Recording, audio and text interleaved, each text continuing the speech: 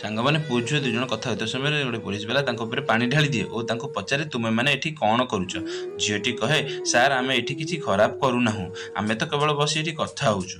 ମାତ୍ର ପୋଲିସ ବାଲା ତାଙ୍କ କଥାକୁ ଶୁଣେ ନାହିଁ ଓ ତାଙ୍କୁ ତାଙ୍କର ଆଇଡି ମାଗେ। ଝିଅଟି ଆଇଡି ଦେବାକୁ ମନା କରିଦେଇଥାଏ। ପୋଲିସ ବାଲା ତାଙ୍କ ଭିଡିଓ ବନାଇ ସୋସିଆଲ ମିଡ଼ିଆରେ ଛାଡ଼ିବା ଧମକ ଦିଏ। ଏହା ଶୁଣି ପୁଅଟି ଡରିଯାଏ ଓ ନିଜ ଆଇଡି ପୋଲିସ ବାଲାକୁ ଦେଇଦିଏ। ଆଇଡି ଦେଖି ପୋଲିସ ବାଲା କହେ କାଲି ତୁମ ପ୍ୟାରେଣ୍ଟସ୍ ସହ ଥାନାକୁ ଆସି ଆଇଡିକୁ ନେଇଯିବ। ଏହା ଶୁଣି ପୁଅଟି ଡରିଯାଏ ଓ କିଛି ଟଙ୍କା ନେଇ ସେମାନଙ୍କୁ ଛାଡ଼ିଦେବାକୁ କହେ। ପୋଲିସ ବାଲା ତାଙ୍କୁ 10,000 ଟଙ୍କା ଦେବାକୁ କହେ।